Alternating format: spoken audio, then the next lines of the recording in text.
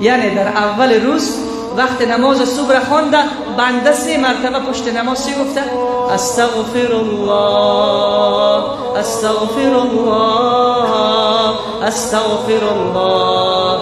و در اخیر روز هم وقت شام را خوانده 3 مرتبه گفته استغفر الله استغفر الله استغفر الله.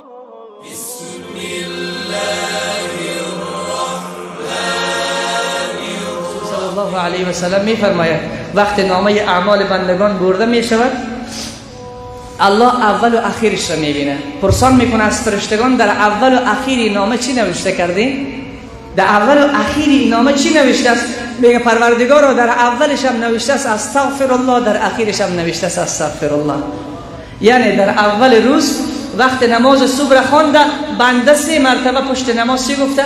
استغفر الله استغفر الله استغفر الله. و در اخیر روزم وقت شام را خوانده 3 مرتبه گفته استغفر الله استغفر الله استغفر الله. الله میگوید بین نامه‌اش را نخوانید بنده‌ام را بخشیدم. بین نامه‌اش را نخوانید این بنده‌ام را بخشیدم. اسباب مغفرت 3 تا چیز است. چند تا؟ 3 تا. اول کثرت دعا، بسیار دعا کن. امشب دعا بکن. من یه وقت نگفتم که هر در دشمنت رو اگر بار بار بزنی و بزنی آخر همون دشمنت در باز میکنه برات میگه تو چی کار داری، دیوانه کردی ما را. تو امشب دعا بکن، به کثرت دعا بکن، ان شاء الله در پروردگار در رحمتش برای تو باز میشود. یکی از اسباب مغفرت است که از دعا خسته نشید. هر وقتی گفتی دعا کردم نشد دیگر دعا نمی کنم، اون وقت خدا دیگر در رحمت را برای تو بسته کرده است. ناامید نشو. لا تیأس من روح الله. ناامید از رحمت پروردگار نشو. یکی از اسباب مغفرت دعاست. دوم از اسباب مغفرت استغفار است. زیاد استغفر الله. امروز تا اخیر روز بگو استغفر الله استغفر الله. همین که حرکت کردی استغفر الله. وقت افطاری استغفر الله. وقت افطاری رسول الله صلی الله علیه و سلم در اول رمضان برایتان گفتم که دعای بنده را قبول میکند. در همین استغفر الله چند مرتبه بگو، بعد دعا بکن. سوم از اسباب مغفرت همیست که هر عملی که انجام دادی تکبر نکنی که خدایا من رمضان روزه گرفتم، خدایا من خود تراویح خواندم، پروردگارا من خود ختم قرآن داشتم، پروردگارا من خود صدقه دادم، من خود صدقه فطر دادم، پروردگارا من خود خیرات کردم، من افطاری دادم. نه، عجب نکن، خودپسندی نکن، کبر نکن، تکبر نکن، بلکه بگو خدای این همه را دادم اما نمیدانم تو قبولش کردی یا نکردی. یعنی عاجزی را الله بسیار دوست دارد، انکساری و شکستگی را الله بسیار دوست دارد. پس عزیز من، خواست من است که 2 رکعت نماز امشب فراموش نکنی به نام نماز توبه. بعد 2 رکعت نماز نفل است. هر قسم سوره‌ای که تو بلد هستی بخوان. خواست نیست کدام چیزی تو بخوانی.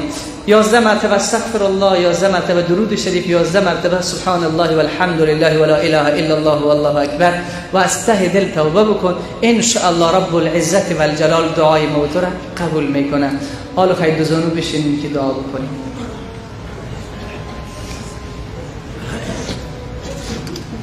دوستان جاتی بودن تماس کشیدن از کشورهای بیرون، از داخل کشور، دعا طلب کردن. عزیز من، امروز از ته دل دعا کنیم که ملت بیچاره و ستم دیده ما باز هم به غم ها نشسته.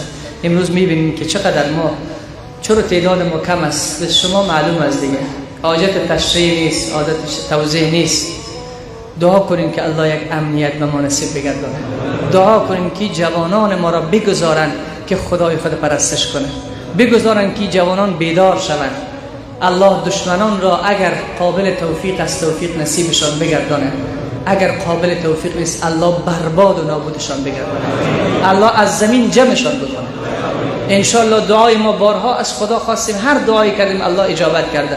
امروز در حق امت اسلامی، امت ستم دیده و رنجیده افغان هم دعا کنیم و جوانانی که از تاجیکستان که زیاد اصرار کرده و گریه کرده دعا خواستن، از کل ما و شما عزیزان در حق از اونها هم دعا کنیم. برادرای از ایران بودن، کسانی بودن که کمک کردن در مدرسه ما از کشورهای بیرون، در حق از اونها هم دعا بکنیم. الحمدلله الحمدلله رب العالمین.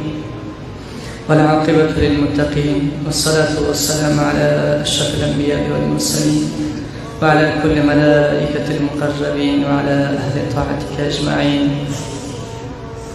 ربنا لا تؤاخذنا إن نسينا أو أخطأنا، ربنا لا تؤاخذنا إن نسينا أو أخطأنا، ربنا ولا تحملنا ما لا طاقة لنا به، ربنا لا تؤاخذنا إن نسينا وأخطأنا، ربنا ولا تحمل علينا إصرا كما حملته على الذين من قبلنا، ربنا ولا تحملنا ما لا طاقة لنا به، واعف عنا واغفر لنا وارحمنا، أنت مولانا فانصرنا على القوم الكافرين. ربنا تقبل منا إنك أنت السميع العليم. ربنا آتنا في الدنيا حسنة وفي الآخرة حسنة وقنا عذاب النار. ربنا ظلمنا أنفسنا وإن لم تغفر لنا وترحمنا لنكونن من الخاسرين. لا إله أمين بواز بلان لا إله إلا أنت سبحانك إني كنت من الظالمين.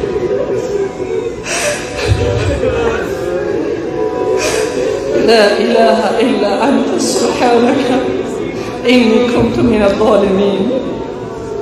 لا إله إلا أنت سبحانك إني كنت من الظالمين. أستغفر الله الذي لا إله إلا هو الحي القيوم وأتوب إليه.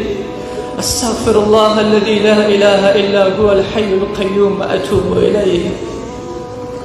يا رب، أي الله كريم مهربان، ای الله از اول رمضان که ما گریه کردیم، یا الله از اول رمضان ما روزه گرفتیم، یا الله از اول رمضان ما تشنگی و گرسنگی تحمل کردیم، یا الله از اول رمضان تراویح و ختم خواندیم، یا الله به اندازه توان خود وقتی گناه کردیم پشیمان شدیم، وقتی گناه کردیم خجالت خوردیم.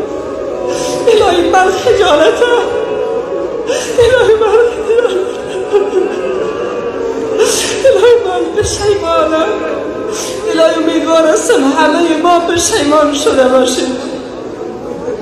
یا الله ما نمیگیم که در رمضان تو را خوب پرستش کردیم، نکردیم.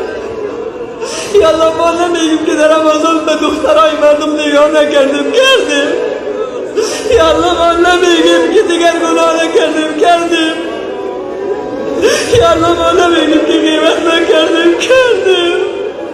یا الله ما نمیگیم که در تراویح و پشت صفحه نشستیم.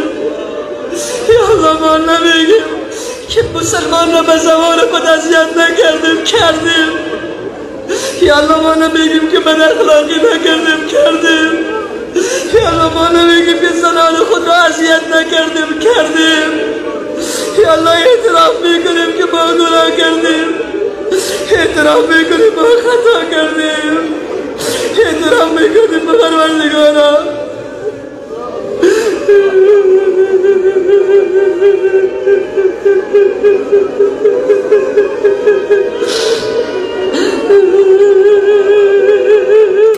یا الله، یا الله، یا الله ما رو ببخش. یا الله اهل مجلس ما رو ببخش.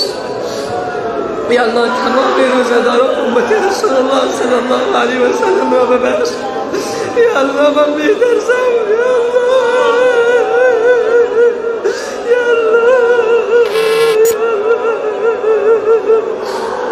یا الله من می‌ترسم که رمضان برود مرا نبخشیده باشی.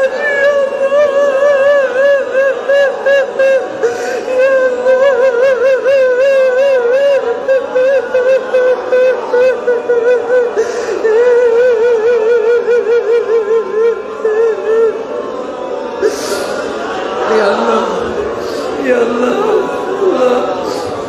به حرمت بندگان نیک، یا الله به حرمت انبیا، یا الله به حرمت شهدا، یا الله به حرمت روزه‌دارانی که به سختی روزه گرفتن، یا الله به حرمت جوانانی که در کشورهای اروپایی روزه گرفتن و از خدا ترسیدن و از ترسیدن. پروردگارا روزه های ما در درگاه خودت قبول و مقبول بگردان.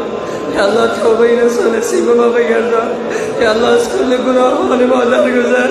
یا الله از کل گناهان ما درگذر. یا الله از کل گناهان ما درگذر.